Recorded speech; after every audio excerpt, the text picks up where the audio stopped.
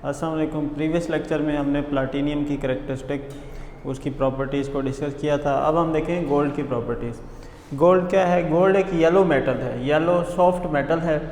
ये मैलिएबल भी है, डक्टाइल, यानी इसकी शीट भी बना सकते हैं। मैलिएबिलिटी का मतलब इसकी शीट बना सकते हैं, डक्टिलिटी का मतलब इसकी वायर बना सकते हैं। उसके बाद गोल्ड इतना सॉफ्ट मेटल है कि 1 ग्राम गोल्ड हो, 1 ग्राम गोल्ड से हम 1.5 किलोमीटर लेंथ की वायर बना सकते हैं।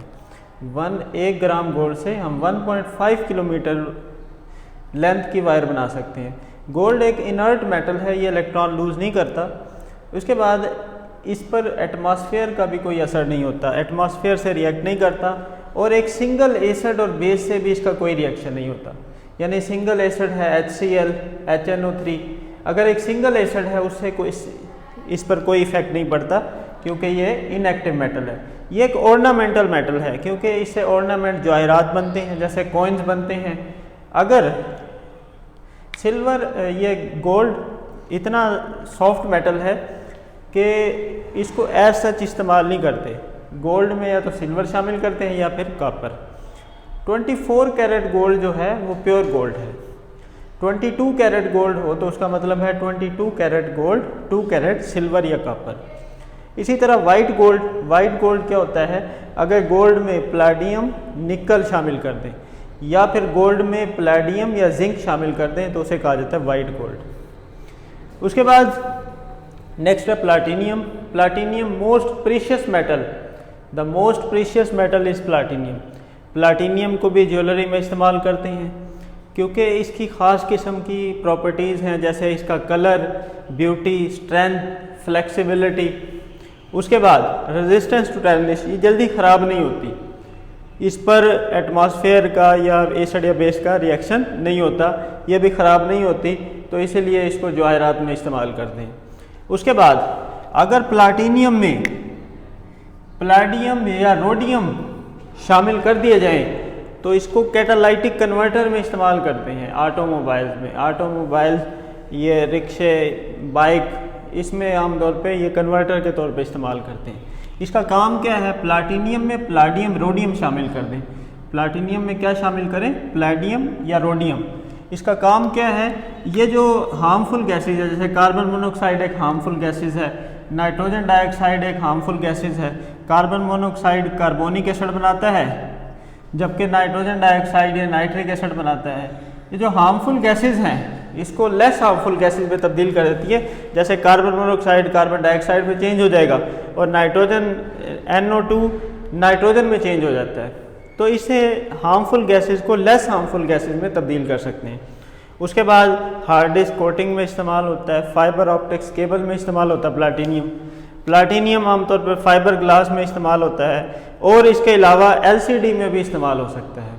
ग्लास फॉर LCD में एज अ ग्लास के तौर पर इस्तेमाल होता है। उसके बाद नॉन मेटल्स क्या हैं? नॉन मेटल्स इलेक्ट्रोनेगेटिव एलिमेंट्स हैं। नॉन मेटल्स इलेक्ट्रोनेगेटिव एलिमेंट्स हैं, यानी ये इलेक्ट्रॉन गेन करते हैं। जैसे ऑक्सीजन है, ऑक्सीजन अगर 2 इलेक्ट्रॉन गेन करे तो ये ऑक्साइड आयन में तब्दील हो जाता है। ये एक नॉन मेटल है। नॉन मेटल इलेक्ट्रॉन गेन करते हैं, मेटल इलेक्ट्रॉन लूज करते हैं। उसके बाद नॉन मेटल एसिडिक ऑक्साइड बनाते हैं। एसिडिक ऑक्साइड का मतलब है, अगर ये नॉन मेटल है, नॉन मेटल का ऑक्साइड है कार्बन डाइऑक्साइड। नॉन मेटल का एसिडिक ऑक्साइड क्यों है? क्योंकि अगर इसको वाटर में शामिल करें तो ये कार्बोनिक एसिड एक एसिड बनाता है। एसिड बनाने की वजह से ये ऑक्साइड है एसिडिक ऑक्साइड। ऐसे ऑक्साइड जो एसिड बनाए, जो वाटर में शामिल कर दें, ऐसे ऑक्साइड जैसे कार्बन का ऑक्साइड है, अगर इसको वाटर में शामिल करें ये एक एसिड बनाए तो ये एसिडिक ऑक्साइड है। इसी तरह मेटल बेसिक ऑक्साइड बनाते हैं, जैसे मैग्नीशियम ऑक्साइड को वाटर में शामिल करें तो मैग्नीशियम हाइड्रोक्साइड एक बेस बनता है। इसी तरह एसिडिक ऑक्साइड बनाते हैं। नॉन मेटेलिक करैक्टर, यानी कोई चीज़ नॉन मेटल है, नॉन मेटेलिक करैक्टर किस चीज़ पर डिपेंड करता है? इलेक्ट्रॉन अफिनिटी और इलेक्ट्रोनेगेटिविटी। अगर इलेक्ट्रॉन अफिनिटी ज़्यादा होगी, इलेक्ट्रोनेगेटिविटी ज़्यादा होगी, तो नॉन मेटेलिक करैक्टर भी ज़्यादा होता है।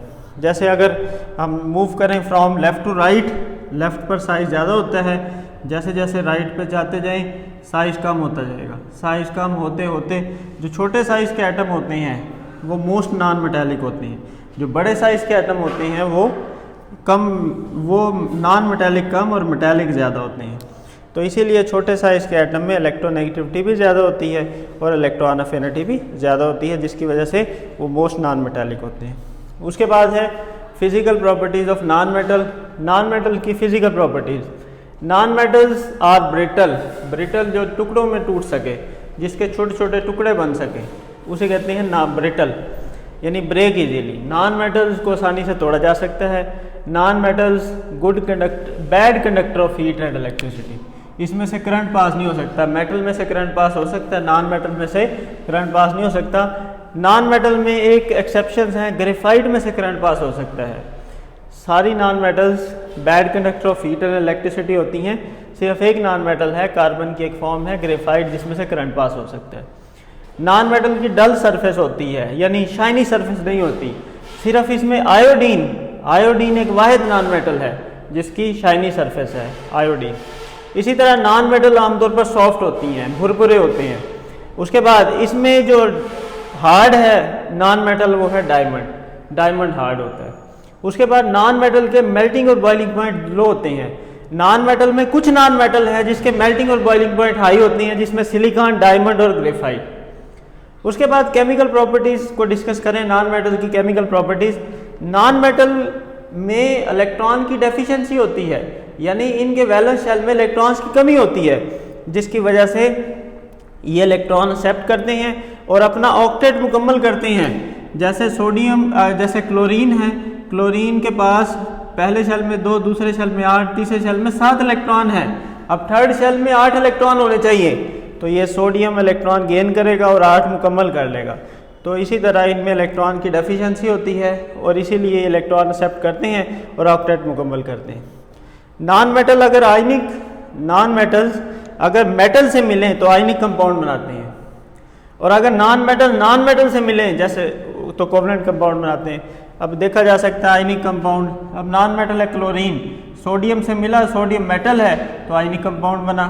अब नॉन मेटल कार्बन ऑक्सीजन से मिला तो कार्बन डाइऑक्साइड, नॉन मेटल के साथ कोवलेंट, नॉन मेटल मेटल के साथ आयनिक कंपाउंड बनाते हैं। नॉन मेटल वाटर के साथ रिएक्ट नहीं करते, जैसे कार्बन का वाटर के साथ रिएक्शन करवाएं, नो रिएक्शन। इसी तरह नॉन मेटल्स डाइल्यूट एसिड के साथ रिएक्ट नहीं करते। ये पॉइंट बहुत ज़्यादा इंपॉर्टेंट है कि नॉन मेटल डाइल्यूट एसिड के साथ रिएक्ट नहीं करते, क्योंकि non metals itself electron acceptor हैं। अब फॉर एग्जांपल कार्बन का HCl के साथ रिएक्शन है, कार्बन का HCl के साथ रिएक्शन है। अब कार्बन की इलेक्ट्रोनेगेटिविटी ज़्यादा है। अब कार्बन क्यों इलेक्ट्रॉन देगा हाइड्रोजन को? तो कार्बन इलेक्ट्रॉन नहीं देगा हाइड्रोजन को, तो कार्बन HCl के साथ रिएक्शन भी नहीं करेगा। इसी तरह जिंक है, अब जिंक कार्बन से ज़्यादा रिएक्टिव है, अब जिंक इलेक्ट्रॉन लूज करेगा, हाइड्रोजन इलेक्ट्रॉन गेन करेगा। तो इसमें जिंक इलेक्ट्रॉन लूज करेगा, हाइड्रोजन इलेक्ट्रॉन गेन करेगा, जिंक की ऑक्सीडेशन होगी, हाइड्रोजन की रिडक्शन होगी, तो यह रिएक्शन होगा। मगर नॉन मेटल का HCl के साथ डाइल्यूट एसिड के साथ कोई रिएक्शन नहीं होगा, क्योंकि नॉन मेटल इलेक्ट्रॉन लूज नहीं करते। ये था आज का हमारा लेक्चर। नेक्स्ट लेक्चर में ऑक्सीडाइजिंग प्रॉपर्टीज़ डिस्कस करेंगे।